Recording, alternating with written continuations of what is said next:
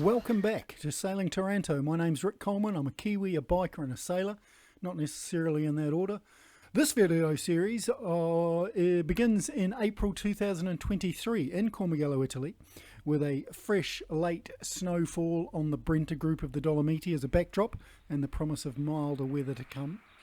I follow a Facebook group called Velisti in Facebook, or Sailors on Facebook in Italian, and you can I'm not very good with languages, but the translation features of Facebook make it fairly easy to see what 75,000 mainly Italian sailors are interested in.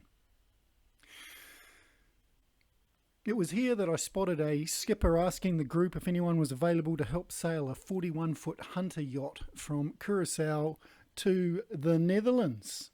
That's an Atlantic crossing. I was available, and it seemed an opportunity to experience exactly what I've dreamed of for years, crossing an ocean on a sailing vessel, without the huge expense. And if I liked it, great. If I didn't, well, it wouldn't matter much, would it? It would be a hell of an experience and an adventure. And it was just the test I was looking for to see if it was really what I wanted to do. So I messaged the man, we had a video call, we met for coffee down in Verona. I was committed. Well, here we are, strangely enough, at a crossroads. The meeting with Ale went really well, and so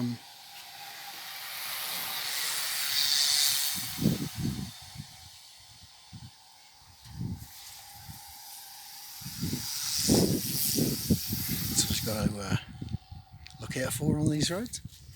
So I'm just taking the long way home. It went really well. I'm feeling quite confident. He's a really nice guy, and it was a pleasure meeting him. And he gave me a spot on the hill to look over the city on the way home, and can't wait to get on a plane with him and go to Curacao. So then I bought some gear, some wet weathers, a Garmin InReach to send messages, track my progress and send an SOS if ever I required, and then I washed the cat and said goodbye to the kids. Hello, these are my two beautiful children. This is Rita. And this is Dylan. Peter. That's Peter. Dylan Peter Coleman and Frida Elias Coleman. And they're my two favourite people in the whole world. And you got anything to say before I go? No. What's this for? Bye bye. Bye-bye. What's that for? This is for maybe recording stuff. No, but what's the video for? Just to test that it all works. I said goodbye to some neighbours and then I hit the road. Woo-ha! Well, I made it from Comando Terma in Ponte Arche down to Trento, and just waiting on the Flixbus. Should be here in a minute, and then on to Milan, the beginning of a great adventure. Just sitting here watching traffic.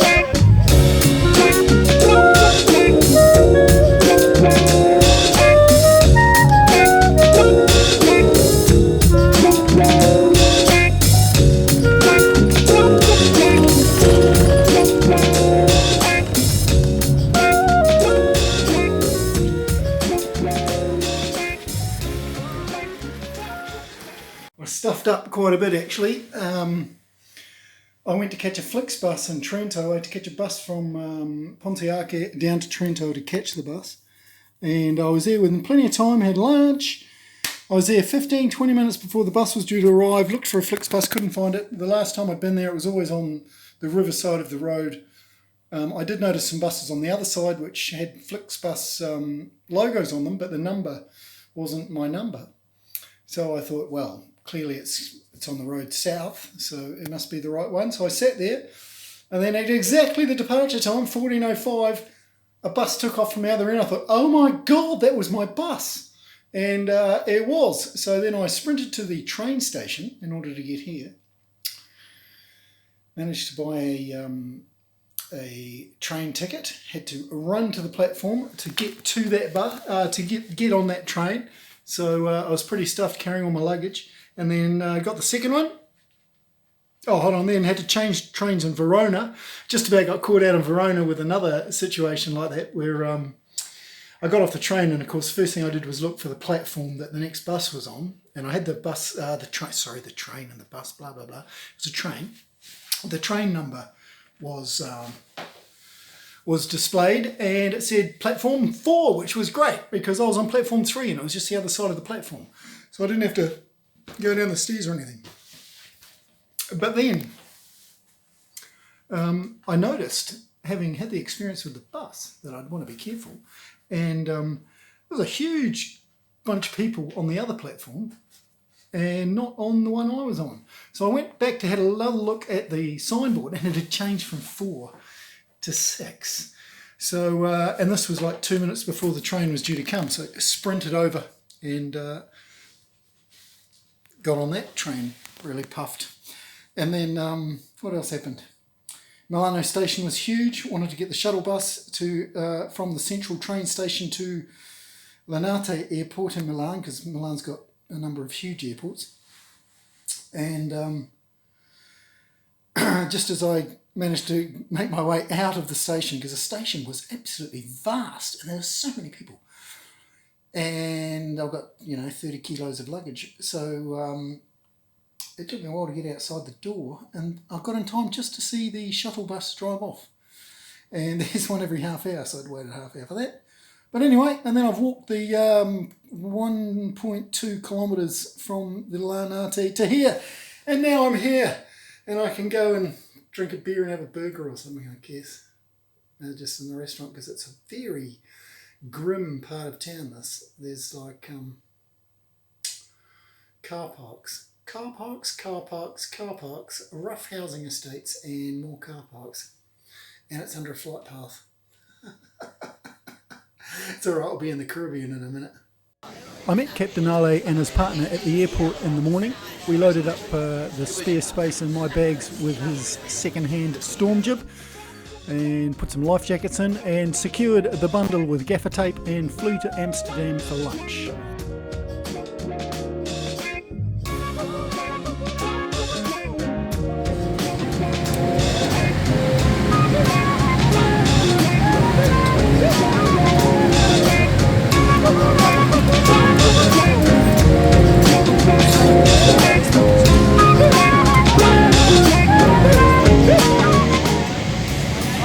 And then we flew the 9 hours across the Atlantic to Curacao, the largest one of the 3 islands in the ABCs, the Aruba, Bonaire and Curacao. Curacao being a constituent country of the Kingdom of the Netherlands. Who knew?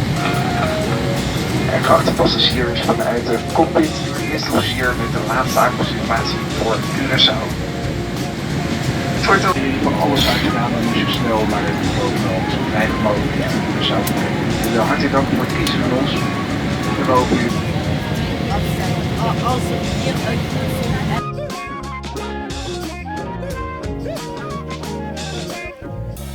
Apart from the incredible bird life, I became struck with Captain Ale's devotion to his machines and technology and making stuff work.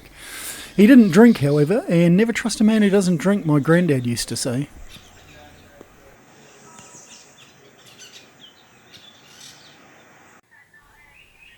And that, my friends, is an iguana. lounging by the pool. A local reptile, you can tell by its striped tail it's an iguana. At least that's how I identified the critter.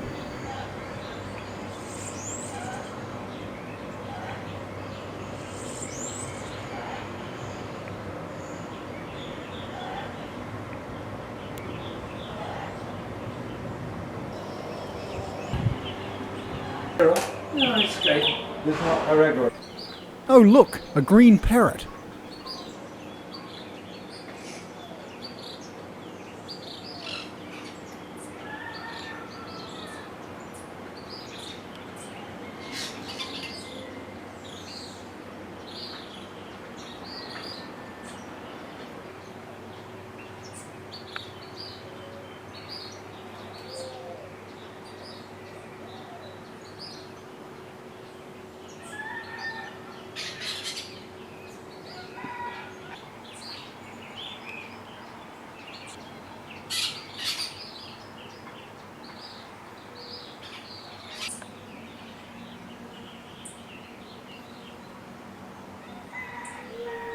It turns out these fancy pants yellowbirds are the orange troupial, Icterus icterus, Curaçao's national bird as it turns out, definitely a pirate. Doesn't even bother making its own nests apparently, but the bare-eyed pigeon manages to give it a run for its money.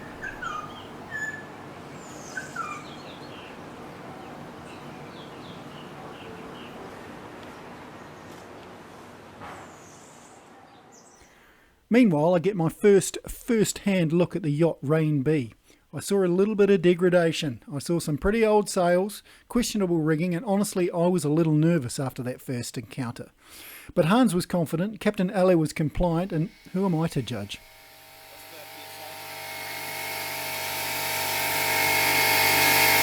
Good, very good. Gentle, 100.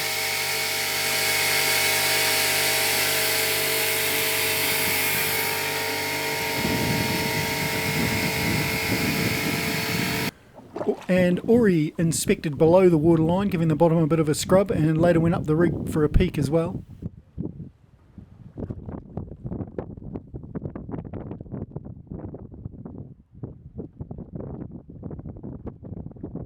So what was that like, Ori? Yeah, well, lots of bugs.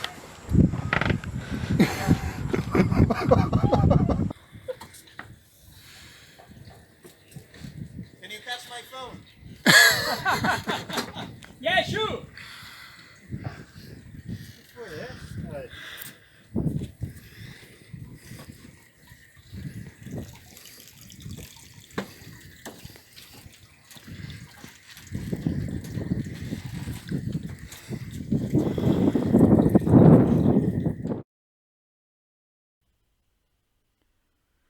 The local bar on the way home at the end of a day's efforts was a rather special experience.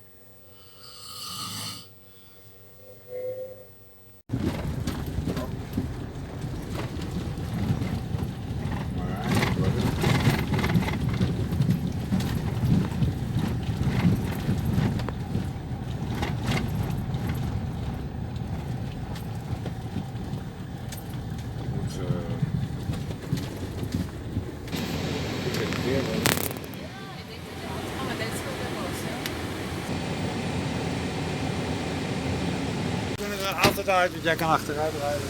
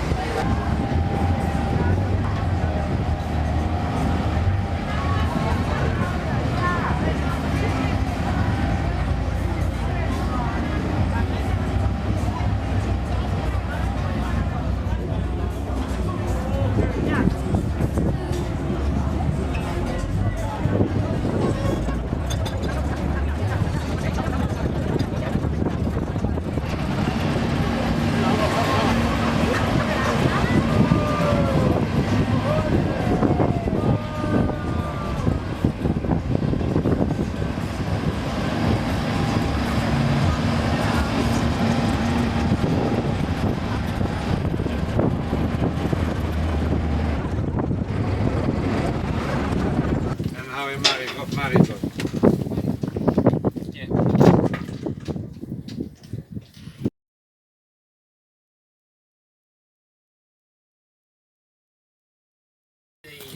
In the cheapest way. So if it's cheapest in Well, summertime, we will I was do having that. doubts about No, myself, it's the not. yacht So and the we can captain, do here. but not Marraine. We were getting on like a house on fire. He even entrusted me to take his Harley for a spin. Don't try this at home, folks.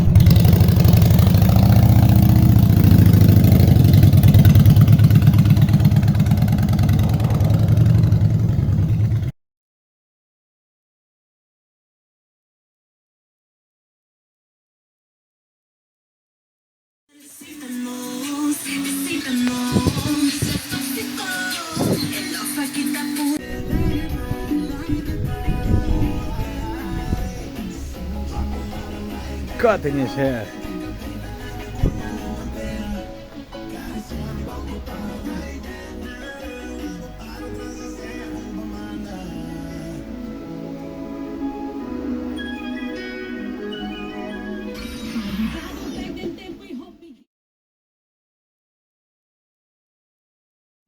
Always with me, he make him with, for me, he do always with a little bit rum in it. I don't, otherwise I don't like it. Is that your new auto daar? You're gonna make it cost 3 times higher. Yeah, yeah.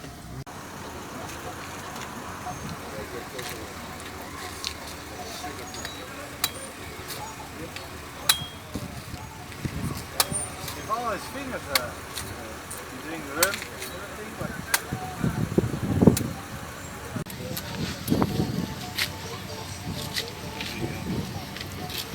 Crazy coconut man. Big balls. Coconut balls. The coconut balls from my friend. Just a little update. Here I am in Curacao. Been here a few days now. We're provisioning and preparing the boat for going. The boat's been used as a cruiser, but it's also been sitting there for a while, and so there's a lot of personal stuff in there. And we've got rid of that and bought a lot of that out, throwing some of the stuff away, turning the boat into a mean, lean fighting machine. And it's looking really good. There's 2 Dutch brothers involved. This is the house that I'm in. It's their parents' house. They've lived here for many, many years. Beautiful place. Overlooks the Isola refinery. And one of its many great points is just the view, not the refinery. And the down at Willemstad there is the capital, and it's only like a couple of minutes drive, if that, down to the waterfront and the bridge. And of course they had a public holiday last week, which was to celebrate the king of the Netherlands, and everyone wore orange, and there was music, and it was just pumping down there, particularly in the evening. When we came back, we basically walked through on the way down there, and our hosts was the Mosts took us to all of the key spots, the Curacao sign, and the bridge, and the hearts, where everyone puts their dedicates a padlock to their love by the bridge. We got to see the bridge open and stuff, and then after a few drinks and it got dark, we walked back through the throngs, which was great. It was almost like, well, obviously it's post-COVID, but it was like before COVID, and that was quite an experience, really. You know, shoulder to shoulder, thumping music. You could, feel people's hearts beating. No, it was amazing. And then we go to the boat pretty much every day. It's in a marina about 9 kilometres away. Famous marina. I've seen a sophisticated lady, what's his name? It's escaped me. They stayed there, and I immediately recognised outside the Sandals nightclub. That's not nightclub, the hotel where it's $1,000 a night and only couples can stay. It's on that end of the island, and recognised that spot when we went to the beach for a break. We've been taking it pretty easy. It's quite an experience going to the local bars. The local bars are supermarkets with barred windows. It's kind of like Tongatapu in Tonga, where the Chinese shops need these big strong bars on the window. There's theft. It's a pretty safe place to walk around from what I've seen, but the theft is obviously a problem here because of the difference between rich and poor is quite extreme. But anyway, they've got these supermarkets on the side of the road, and they sell cold beer, and people just buy beer and hang outside supermarkets. And that's been quite an experience. In fact, it's been so good because they're being with the locals. You don't have to worry about much, and you get to see what it's really like. I mean, the streets and everything, the paving on the roads is horrendous, and there's jutta bars every 5 seconds, and it's traffic chaos. It's a long way from a tropical paradise in some respects, but then in others you've got these $1 million houses on the hills, and super yachts in the harbour. And anyway, that's a little bit of an update. Oh no, hold on, what are we doing? We're going back to the boat today. We're going to go up the mast. We're going to have a little rigging inspection. We've scrubbed the bottom of the boat. We've jumped through a lot of hoops to get charts, like Navionics charts and Garmin things. You know, they don't always play ball.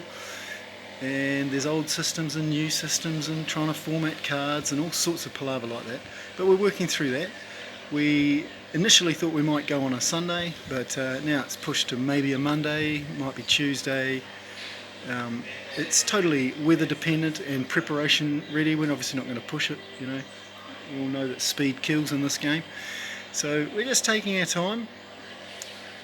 But certainly the boat's coming together really well, and we should be on the water within the next few days.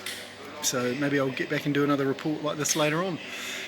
There's lots to talk about, don't know where to start, so I'll stop. Hope you enjoy this, and if you do, give us a like and encourage me. Thanks for the encouragement. Yes, I should do more of what I'm doing now. Thanks for that comment about not bothering editing. It is an approach I'm starting to adopt.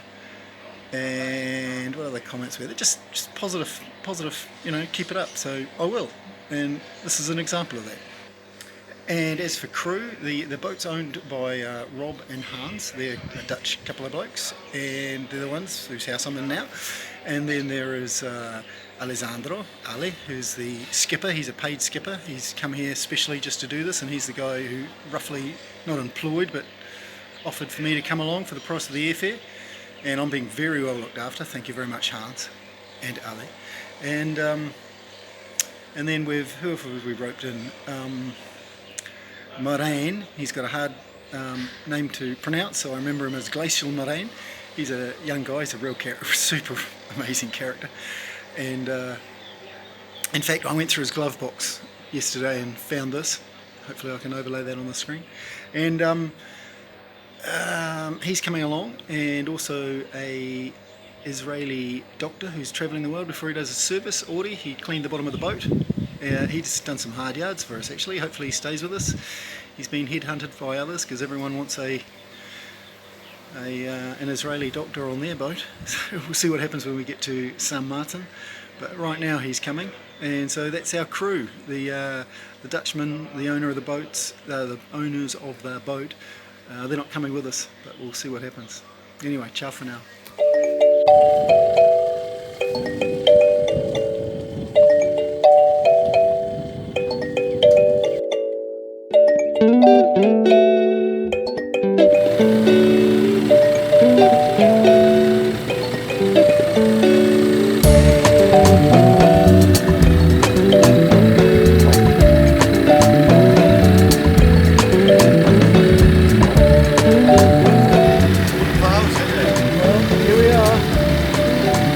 Fishing.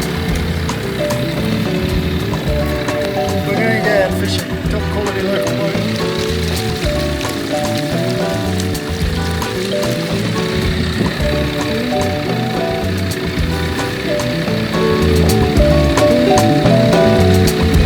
Runs over.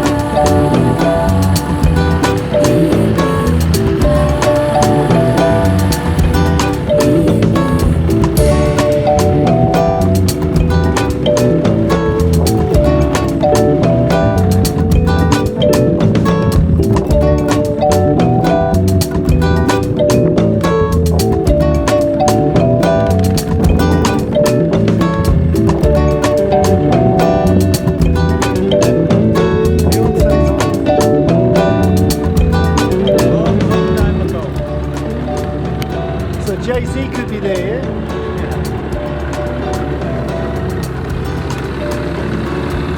So Beyonce owns that one. And that other island there, which has room for permits for 6 houses, but apparently it's barren. I saw for sale for 8.4 million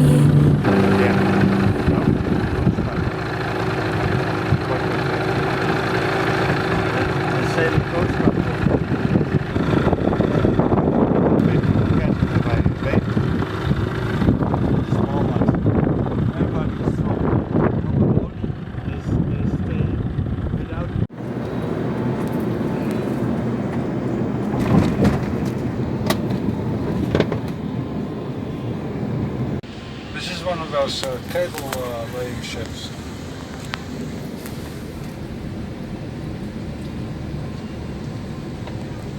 It's always here. Well, not always. Dan krijg je een vaarvergunning tijdelijk. Beetje gecompliceerd. Beetje, ja.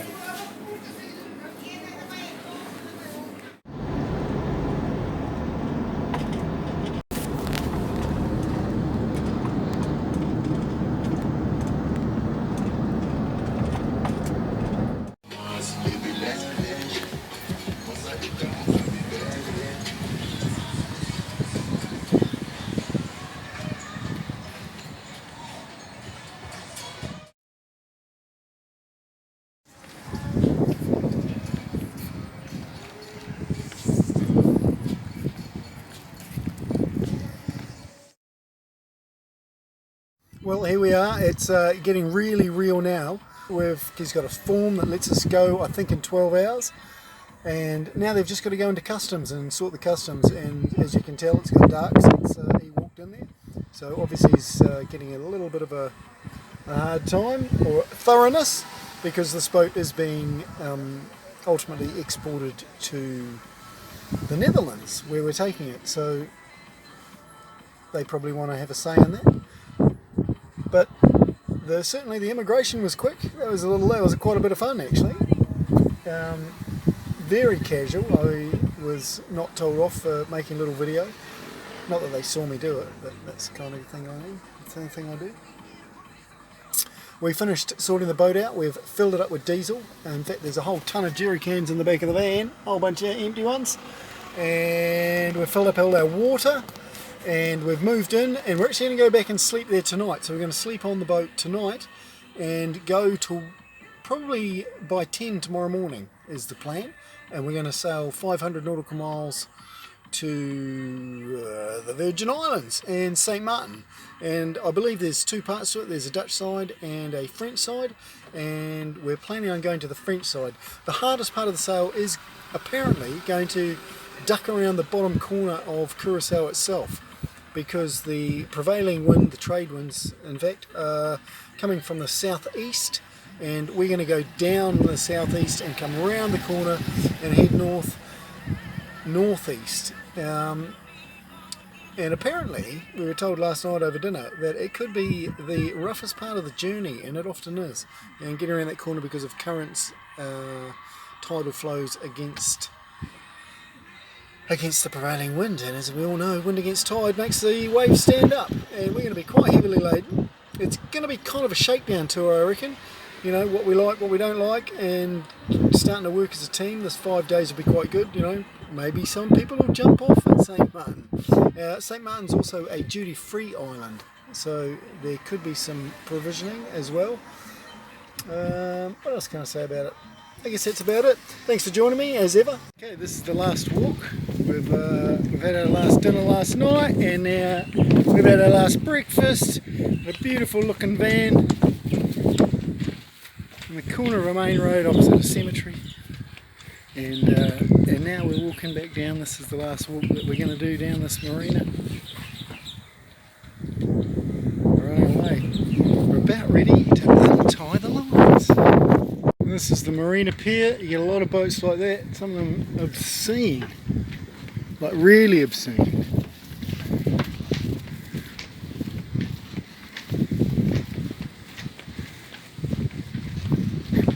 Very envious of this aluminium vessel here. Apparently it's for sale for 80,000. That one's 45,000 for a Hilux 44. That one there belongs to Hans, named after his wife Fabiola. Fabiola 2, and then Rain B.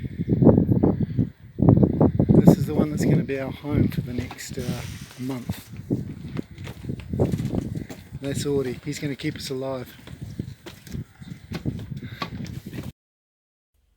Hey, I hope you enjoyed this first episode. There's probably going to be 3 or 4 of them. They're going to be quite long like this because it just helps if I do it this way. We did lots of legs. I hope you can come and join us for more. We had near misses with ships. We had whales, dolphins, just lots and lots of dramas, mate. Storms, breakages, you name it. It goes on. So like, subscribe, come back, and you know, do that bell thing so that you get notified when I do the next one. Because after all, it's taken me a couple of months to do this one, hasn't it? Anyway, hope to see you again soon. Ciao for now.